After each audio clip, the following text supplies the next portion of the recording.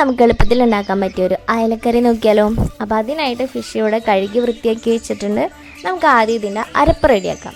അപ്പോൾ അതിനായിട്ട് ഒരു അരമുറി നാളികേരം ചെരുകിയത്, പിന്നെ ഒരു 1/4 ടേബിൾ സ്പൂൺ മഞ്ഞൾപ്പൊടി, 1 ടേബിൾ സ്പൂൺ മുളക് പൊടി, ഒരു 1/2 ടേബിൾ സ്പൂൺ മല്ലിപ്പൊടി, 1/2 ടേബിൾ സ്പൂൺ കാശ്മീരി ചില്ലി പൗഡറും കൂടി ചേർത്ത് നമുക്ക് നല്ലോണം ഇതിനെ അരച്ചെടുക്കാം.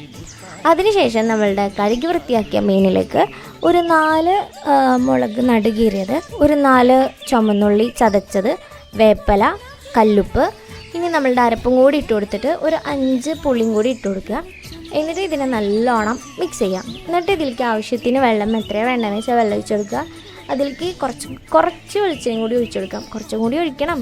അപ്പോൾ വെളിച്ചെണ്ണയ്ക്ക് നല്ല വില ആയതുകൊണ്ട് കുറച്ച് വെളിച്ചെണ്ണയും കൂടി ഒഴിച്ചു കൊടുക്കുക. എന്നിട്ട് വീണ്ടും ആവശ്യത്തിന് വെള്ളം നോക്കിയിട്ട് വെള്ളം ഒഴിച്ചു കൊടുത്തിട്ട് നമുക്കിത് ഗ്യാസിലേക്ക് വെക്കാം. ഇനി നല്ലോണം നമ്മളെ മീൻ കറി നല്ല രീതിയിൽ ബോയിലിംഗ് ആയി വരണം. ഇനി ആ ഒരു ടൈം മാത്രമേ നമുക്ക് കുറച്ചധികം നിൽക്കേണ്ടി വരുള്ളൂ. അപ്പോൾ നല്ലോണം മീൻ കറി നല്ല രീതിയിൽ ബോയിലിംഗ് ആയി വന്നതിന് ശേഷം നമുക്കിത് മാറ്റി വയ്ക്കാം. എന്നിട്ട് ഇതിനെ നമുക്ക് താളിച്ചെടുക്കാം. അപ്പോൾ അതിനായിട്ട് ഉരുളിയിലേക്ക് നമുക്ക് ആവശ്യത്തിന് വെളിച്ചെണ്ണ ഒഴിച്ചു കൊടുക്കുക. പിന്നെ അതുപോലെ തന്നെ ചുമന്നുള്ളി, പിന്നെ അത് കഴിഞ്ഞിട്ട് നമ്മളുടെ വേപ്പില ഇട്ട് കൊടുത്തിട്ട് നല്ലോണം ബ്രൗൺ ആയി കഴിഞ്ഞാൽ നമ്മളുടെ മീൻ കറിയിലേക്ക് നമുക്ക് താളിച്ചെടുക്കാം.